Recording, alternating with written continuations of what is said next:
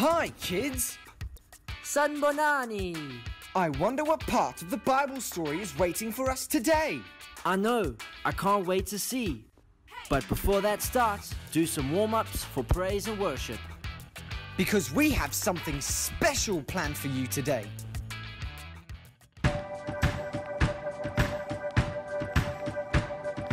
This little light of mine, I'm gonna let it shine. This little light of mine, I'm gonna let it shine.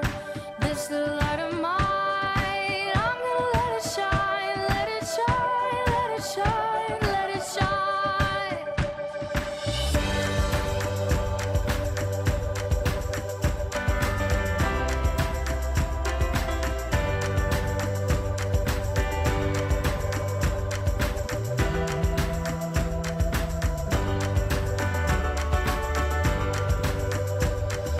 This little light of mine, I'm gonna let it shine.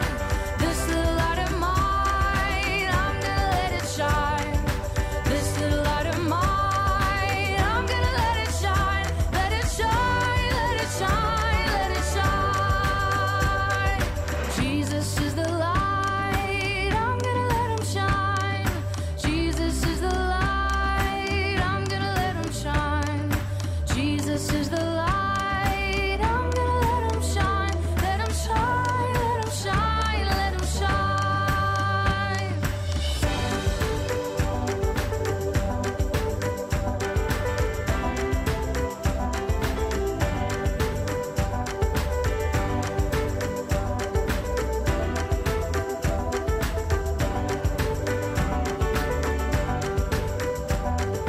I will stomp my feet and I will clap my hands and shout, shout. I will run around and I'll jump off the ground and shout, shout. I will stomp my feet and I will clap my hands and shout, shout. I will run around, I'll jump off the ground and shout, shout. This little light of mine, I'm gonna let it shine. This little light of mine, I'm gonna let it shine. This little light of mine, I'm gonna let it shine. Let it shine, let it shine, let it shine. And I will stomp my feet and I will clap my hands and shout, shout. I will run around and I'll jump off the ground and shout, shout. Jesus is the light and I'm gonna let him shine. Jesus is the light, I'm gonna let him shine. Jesus is the light and I'm gonna let him shine. Let it shine, let him shine, let it shine. Let it shine, let it shine, let it shine. Let it shine, let it shine, let it shine.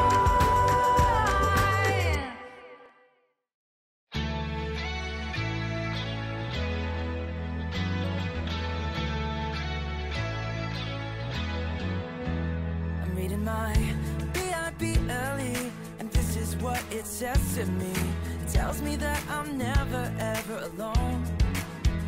I'm learning how J.E.S.U.S. came down to us and gave his best. Without a doubt, the best friend you'll ever know.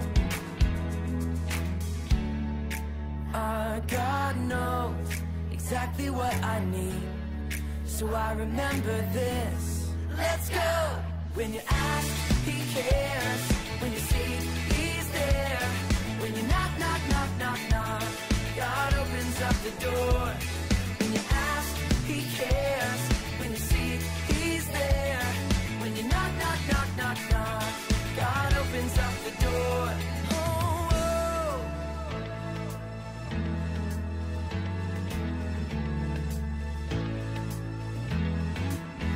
I'm reading my B.I.B. early, and this is what it says to me. It tells me that I'm never ever alone. I'm learning how J.E.S. down to us and gave his best. Without a doubt, the best friend you'll ever know. God knows exactly what I need, so I remember this. Let's go. When you ask, he cares. When you seek, he's there. When you knock, knock, knock, knock, knock, God opens up the door. When you ask, he cares. When you seek, he's there. When you knock, knock, knock, knock, knock, God opens up the door.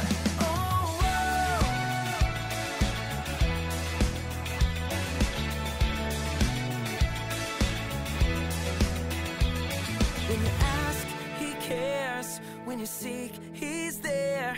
When you knock, knock, knock, knock, knock, God opens up the door. When you ask, he cares. When you seek, he's there.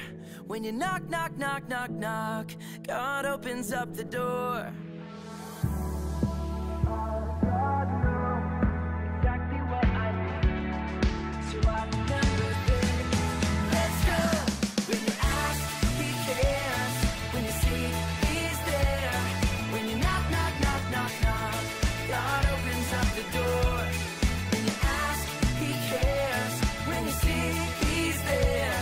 When you knock, knock, knock, knock, knock, God opens up the door.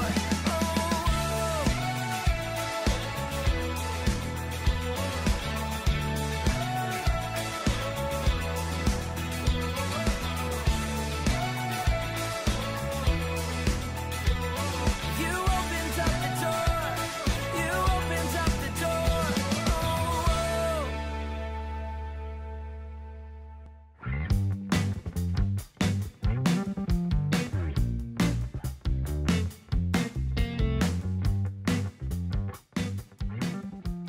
Sanibonani emakhaya.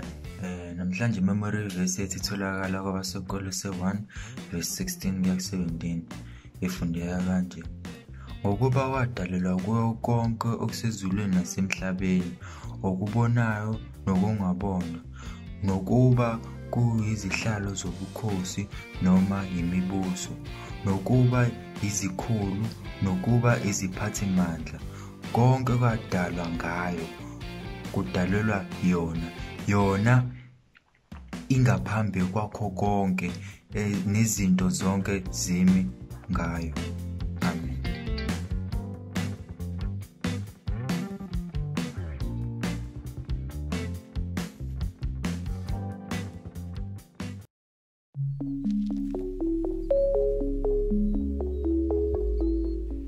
After the great flood, God told Noah and his sons to grow their families and fill the earth. Noah's sons and their wives had children. Their families grew, and the people started to travel through the land. At this time, everyone in the world spoke the same language. One day, the people traveled through a valley. They liked it there, and they decided to stay. "We don't want to be scattered all over the earth," they said. "Let's build a city and a tower so big that it touches the sky. The tower will make us famous." The people were not doing what God told them to do. They wanted to be as important as God. They were saying, "Look how great we are," instead of "Look how great God is." They wanted glory for themselves instead of God. But God is greater than anyone. God created people to give glory to Him alone. The people made bricks out of clay and baked them in the fire to make stones. Then they used the stones to start building the tower. God came down to look at the tower. God said, "If you were doing this, they will keep thinking up more bad things to do." So God mixed up the people's words. Instead of everyone speaking the same language, everyone spoke different languages. When people tried to make plans, they could not understand what other people were saying. If one workman said, "Hand me another brick," nobody else knew what he wanted. The people had to stop building the city. Families had to move away from each other to live with people they could understand. God made it so the people did just what He told them to do after the flood. They were scattered all over the world. The city with the unfinished tower was called Babel.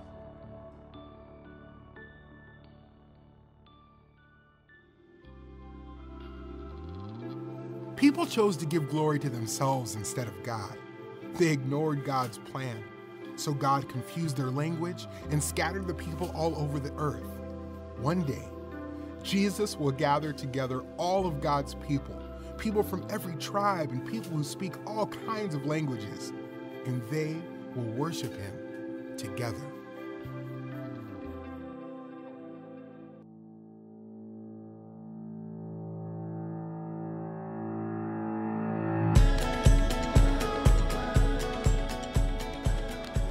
Sanibonani, ngiyathemba ukuthi niyaphila nanokuthi ize kumakhaza uNkulunkulu usanigcinile.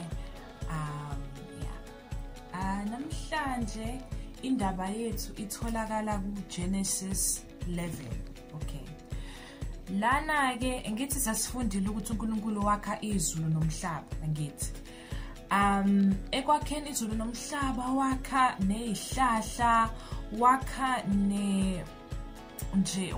nezinyoni, wakha wonke nje okuhle sikubonayo kwimvela, ngithi. Waphinde futhi wakha mina nawe, ngithi. Manje ke sofunda kuGenesis 11 namhlanje. Lana kwindaba yethu engithi uNkulunkulu wayesakhe wonke umuntu. Le ndaba yethu isemva kwa uNkulunkulu uAdam noEve. Manje ke lana wonke umuntu wayikhuluma ulimi olufanayo, ngithi. Thola ukuthi nje sonke sikhuluma isiZulu, sikhuluma isiNgisi mhlambe noma isiXhosa sonke noma isiSuthu sonke, nje wonke umuntu wayikhuluma ulimi olufanayo. Manje ke kunjalo njena bahlala phansi bacabanga ukuthi yazini into esizoyenza ukuthi sakhe izitini. Ekwakheni lezi izitini bathi bafuna ukwakha umbhoshongo ofika ezulwini, itower efika ezulwini, angithi. Manje ke inhloso yabo kwakuwukuthi bazuze udumo oluza kubona. Khona masebehambile abantu sebeyibuka le tower bezothi yazi yakhiwa yilaba. Maseke bathole lonke udumo, angithi bayifuna. uNkulunkulu ke wababuka wathi yazini ukuze bangayenzi lento abafuna ukuyenza noma bahlose ukuyenza, awuthi senze lolu limi labo lodwa lube yilimi eziningi ehlukahlukene, babe nama languages ahlukile bonke. So ke ekusukeni ekukhulumeni ulimi olulodwa bagcine kukhona mhlawumbe thola ukuthi sonke sihleli lana, khona ukhuluma isiXhosa, khona ukhuluma isiSuthu, iSpedi, khona ukhuluma isiZulu, khona ukhuluma isiNgisi, sonke sesikhuluma izilimi ezihlukahlukene asisazwani, angithi. So ke kwenzeka njalo bagcine nje sebechitheka emhlabeni, umunye namunye umuntu aya kulaba azokwazi ukubezwa ulimi lwabo nje kwaba yilokho. Okay. Manje ke zo3 izinto engifuna sikhulume ngazo ukuthi okokuqala babebumbene laba bantu ngithi zuye eqaleni ukuthi babekhuluma ulimi olufanayo, babebumbene. Babezwana nje kube behleli kahle. Manje uNkulunkulu uyathanda mahleli sibumbene, sihleli kahle, sizwana, konke nje kuhamba kahle. Ngithi uyakuthanda lokho uNkulunkulu. Kodwa into yaba inkinga ukuthi basuke ecebeni laNkulunkulu.